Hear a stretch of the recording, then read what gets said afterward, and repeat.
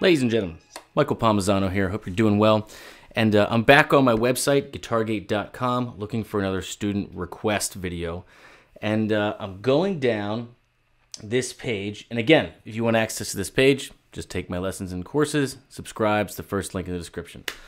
I'm going down, and I see Allan Holdsworth, Looking Glass Live by Seth Haynes, a lifetime member. Thank you, Seth. Really appreciate it. He says, the master Allan Holdsworth at work. This is a jazz masterclass in phrasing. Please, all caps, react to this and break up the pop rock for a day. Smiley face. I see it. I'm picking up what you're putting down. Gentle pokes accepted.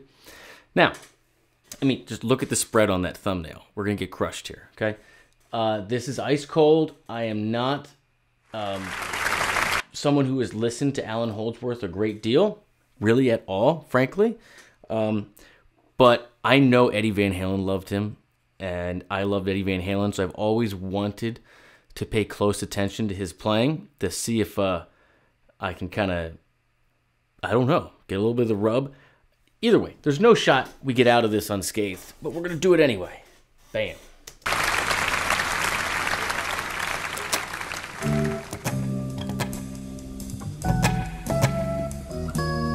Oh, Jesus.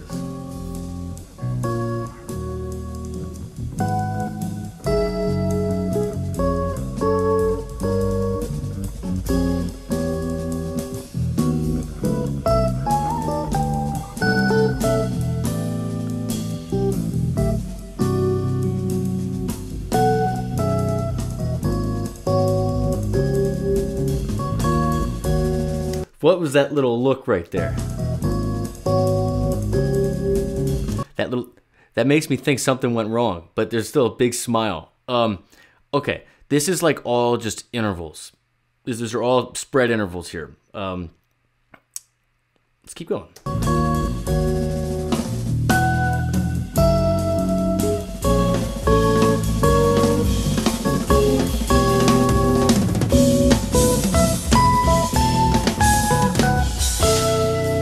Wish the video was synced up.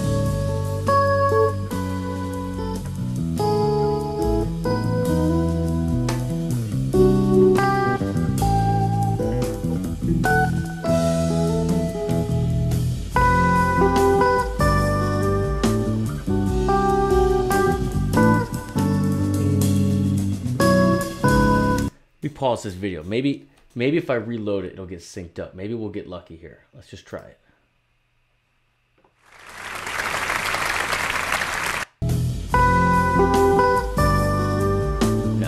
It's all right, get what we get.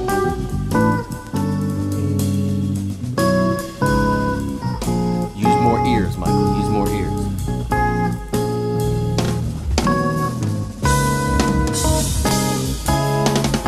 Shot from the tube amp.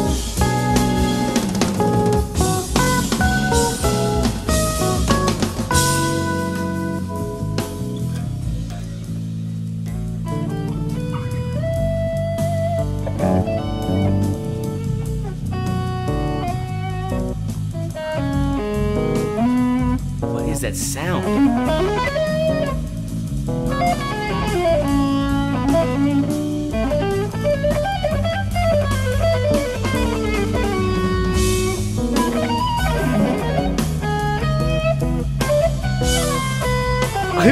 Come on, come on. What was that lick?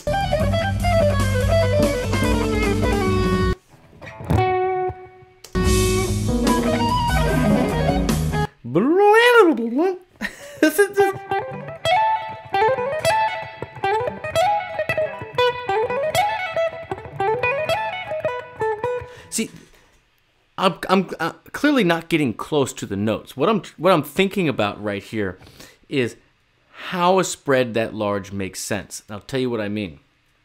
This note is the same as this note, right? This note is the same as this note. This note. So when you have 1, 2, 3, 4, 5, 6, a 6-fret spread, okay, and you're going across string sets, inevitably you're going to be doubling notes. So what I'm thinking of in here is, like, does the pattern make sense because you double notes? Does the pattern make sense because you're trying to play either the major seventh or like a flat 9 of whatever note you're leading with a lot, and this is the way to reach it? This is what I'm trying to figure out. Like, why?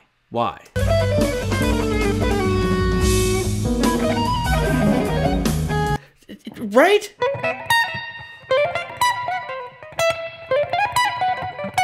I have no idea.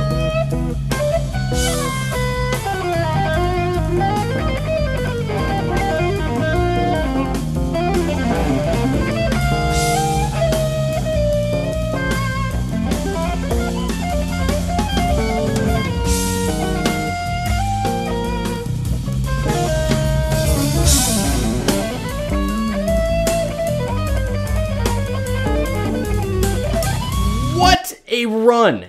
That again. I'm not even going to go down the music theory rabbit hole. This is so far above my pay grade. Musically, I'm not going to embarrass myself any further. But technically speaking, right? Again, I know I'm a good guitar player. I know I've been playing my whole life, okay? So when I see somebody do like this, or like this run here, what he just did, that really doesn't resemble something anyone else does, pattern-wise, like how its angular approach on the neck, immediately makes me think, why? What are we trying to achieve that we can't achieve in the traditional way that most people play, right? Look at this run. Wait.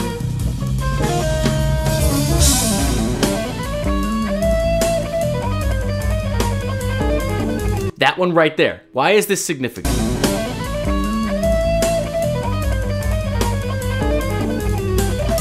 So here's what you're seeing, okay? And this is not something you typically see. Typically, we think in terms of notes going up and down. Like on a keyboard, there's only one middle C, right? There's only one E flat 2 or whatever it is, right?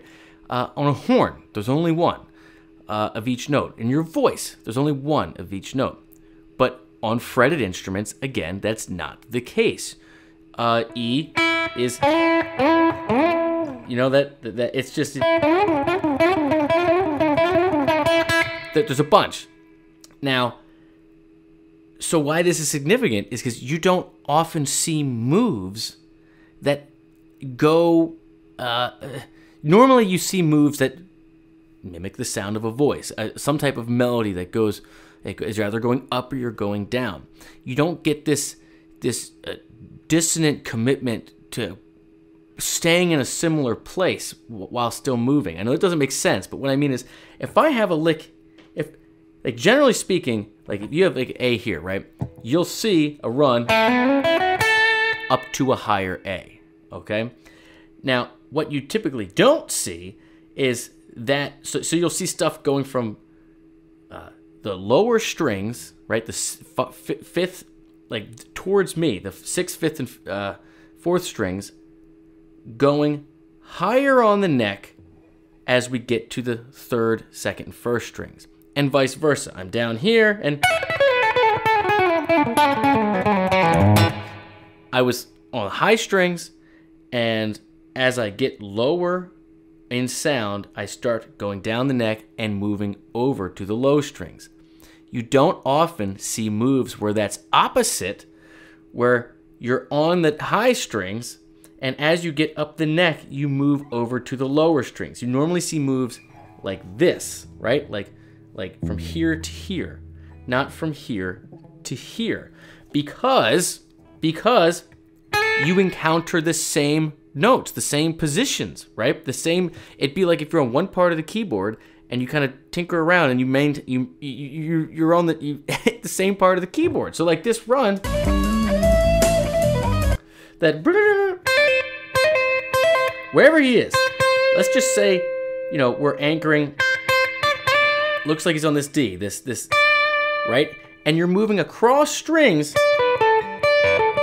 I'm just making up a shape, but I'm moving across strings like this, whatever pattern. And as I go up, I'm moving across string sets, and eventually I'm gonna get back to that same D I'm anchoring to. So finding licks that fit, you know, see how I'm always getting back to that same place. Like, think of it as a keyboard. It's so wild. So I think, why? But it's just a crazy sound.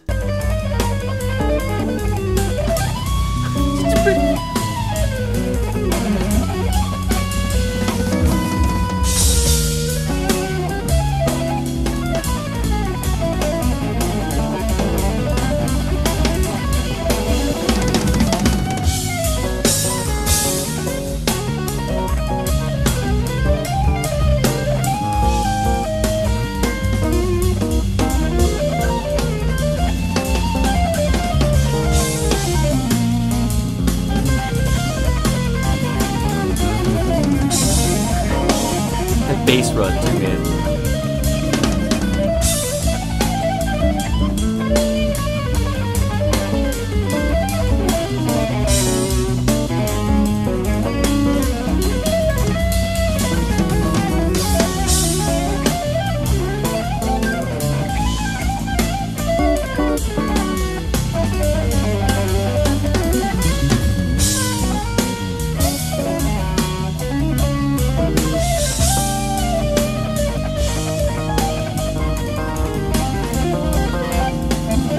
I have no idea what I'm watching and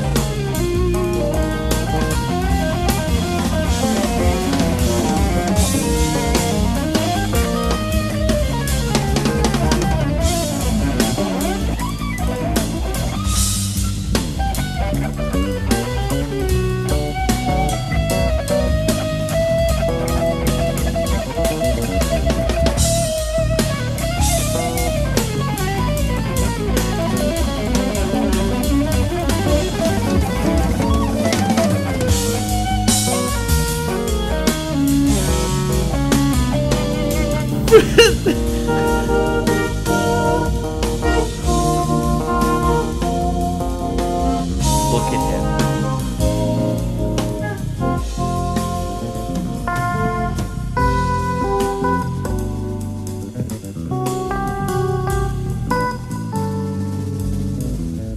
That was great feel by the drums. That little stagger right there.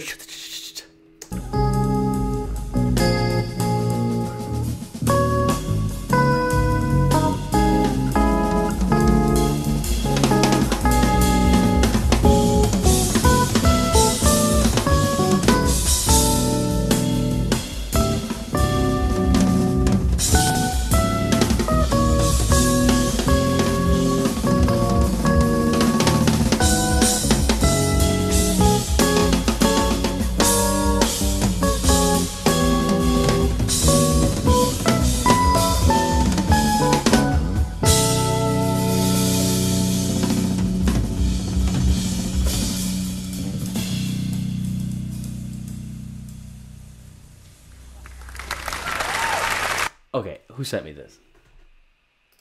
All right, Seth Haynes. I mean, clearly you knew that I was gonna just watch like this the whole video, right? So I really don't know what to say. I don't play this type of music. I don't listen to this type of music. I most certainly can appreciate the incredible level of musicianship. But man, I got to be honest with you. I don't know what I saw there. I don't know what I heard. You know, it's so like I can't even process it in my ears, and it's just like I have to kind of rely on watching his hands to even make an attempt to understand why I'm hearing what I'm hearing. And watching him do such, again, this is something that I don't know if you could come up with this style of playing on a non-fretted instrument, right? Because there's one E flat on a horn. There's one, you know, in each one. You write one note on a staff, like there's one place to play it. The piano, you know, but on a fretted instrument where notes repeat, you know, he seems committed to shapes and patterns and lines that have that overlap, where there's constant notes and runs where you have like the same note or a note like a half step below or higher chromatically throughout the whole run. And so whether it's him doing these big spreads, you know, or moving like, you know, moving moving that way instead of this way, it's just a completely new animal. And I'll just be honest, I don't totally understand it, but I respect it. And that's it. Seth Haynes, thanks for being a lifetime member on the website. Really, really appreciate you. And everybody that's subscribed over at the website. And if you'd like to do so, if you'd like access to this page, take my lessons and courses, and join just a super positive community based around learning and getting better and sharing music, it's the first link in the description. I'd love to be your online teacher. That's it. Have a great day. Cheers. Man.